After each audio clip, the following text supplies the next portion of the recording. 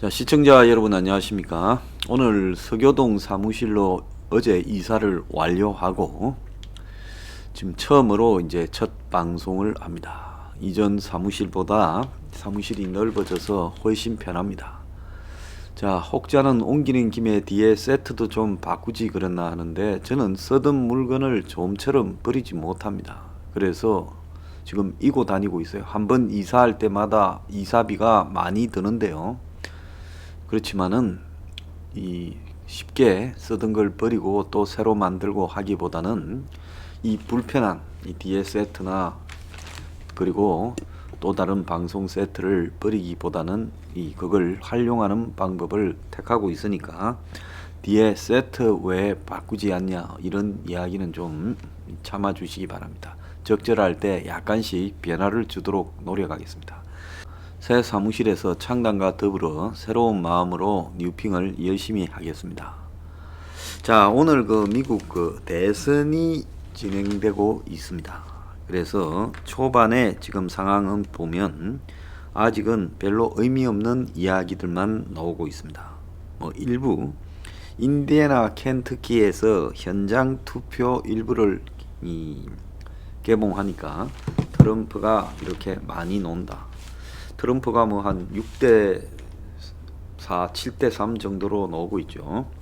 그럼 별 의미 없는 이야기입니다. 첫째, 켄터키나 인디애나는 트럼프가 이기기로 돼 있는 주고, 또 지난번에 대선에서도 켄터키에는 트럼프가 29.5%, 인디애나는 19% 이겼고, 지금 이 두 지역은 원래 트럼프 쪽의 텃밭입니다. 거기에다가 지금 이 두 지역에 지금 개봉된 표는 대부분 현장에서 직접 어제 투표한 표입니다. 지금 미국에 이번에 대선에서 이전의 대선과 매우 다른 것은 총 사전 투표, 그러니까 어제 11월 3일 투표일 이전에 투표된 표가 1억 28만 7천 명이고 현장에서 미리 가가지고 사전 투표를 한 사람이 어제가 아니라 미리 며칠 전에 한 사람이 3,645만 명, 우편으로 사전 투표를 한 사람이 6,384만 명. 이 둘을 합쳐서 1억이 넘는 사상 초유의 사태가 나왔습니다.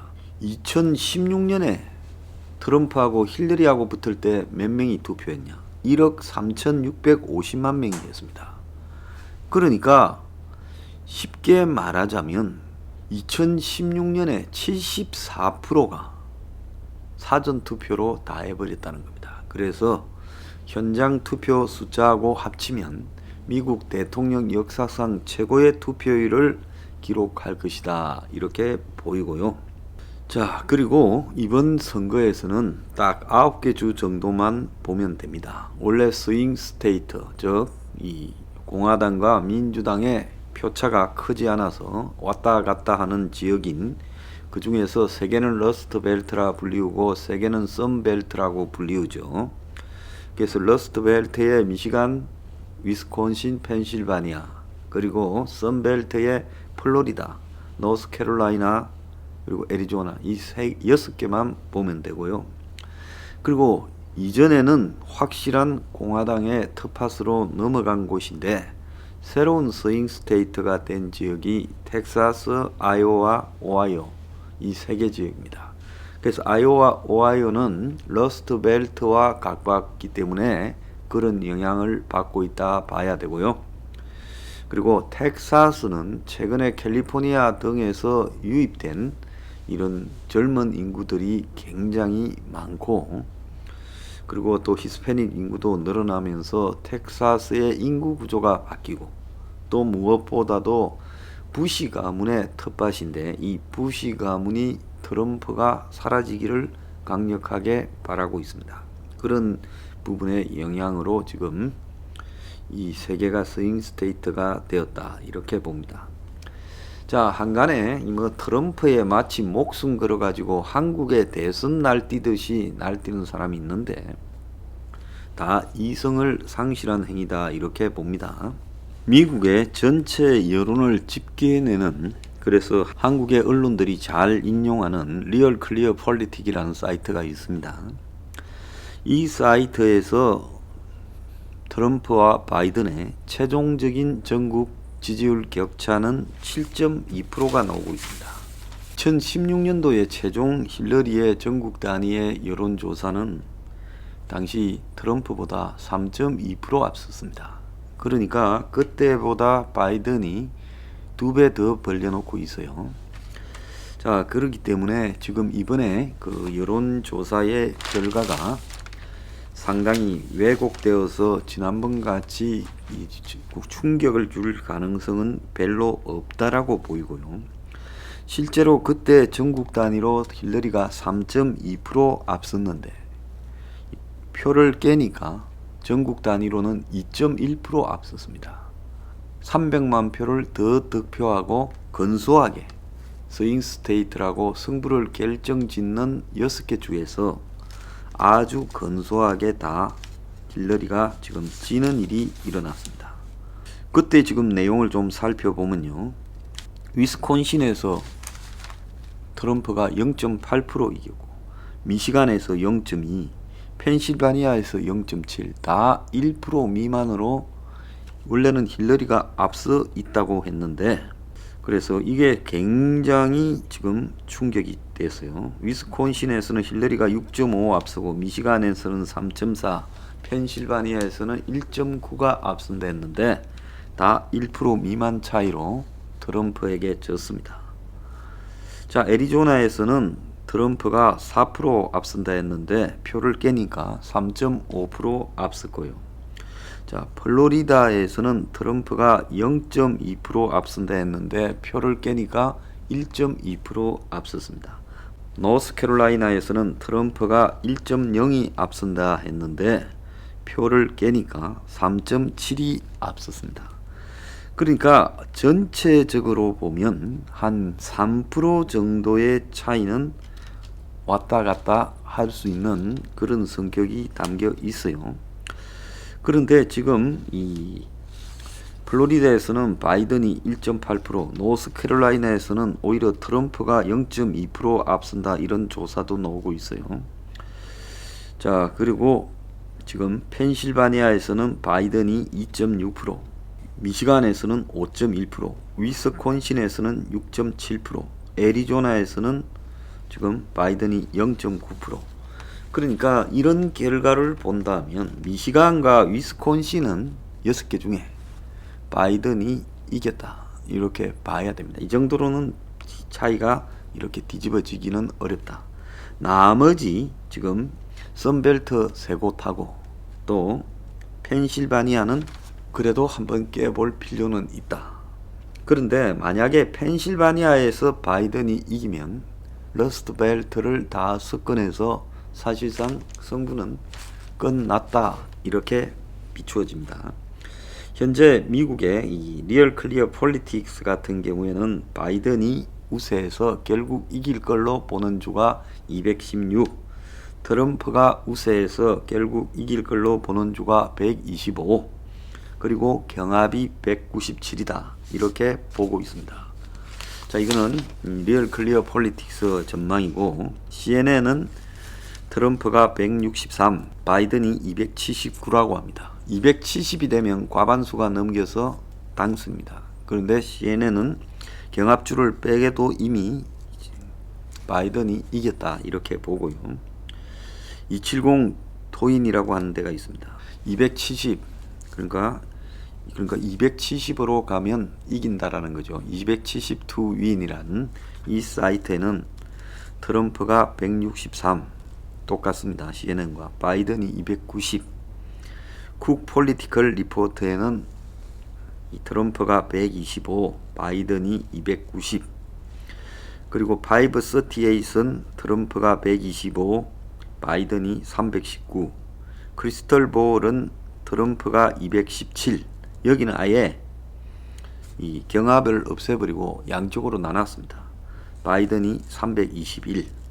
인사이드 일렉션스에는 트럼프가 125, 바이든이 350입니다. 그러니까 리얼 클리어 폴리틱 빼고는 다 바이든이 사실상 270석을 넘었을 걸로 전망을 하고 있습니다. 그런데 지금 4개 주가 다시 경합주가 되어서 경합주가 10개로 늘어났다라는 이야기도 들리는데요. 트럼프의 텃밭이던 조지아, 텍사스, 아이오와 그리고 오하이오 이 4개 주가, 그래서 이 조지아하고 텍사스는 남부에 속하는 주고 아이오와하고 오하이오는 러스트벨트 근처에 있는 주들인데, 이 두 개, 그러니까 선벨트의 2개 그리고 러스트벨트의 2개씩 4개가 경합지역으로 왔다는 겁니다. 트럼프한테 매우 기분 나쁜 일이죠. 아마 이 4개 중에서 1개 정도만 뺏겨도 트럼프가 원래 자기 표로 계산했던 부분인데 이기기가 거의 어려울 거라고 봅니다. 그래서 이 텍사스가 굉장히 큰 주입니다. 미국은 선거인단이 주마다 인구에 따라서 다르잖아요. 텍사스는 선거인단이 38명이 배당되어 있습니다. 그리고 조지아주도 16명이 배당되어 있어요. 그래서 텍사스는 계속 요 근래 한 30년간 공화당이 이기던 지역이고 부시 가문의 그 아지트지요.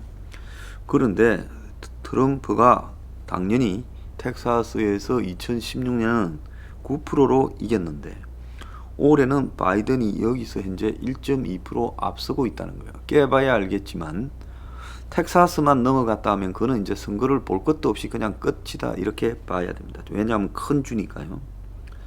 조지아에서도 트럼프가 0.2% 앞서지만은 지금 여론조사상에 별 의미가 없이 둘이 비슷하다고 봐야 되는 수치입니다. 그래서 인구 구조가 이런 부분에 지금 이 2개 주에 굉장히 변했다는 거고요.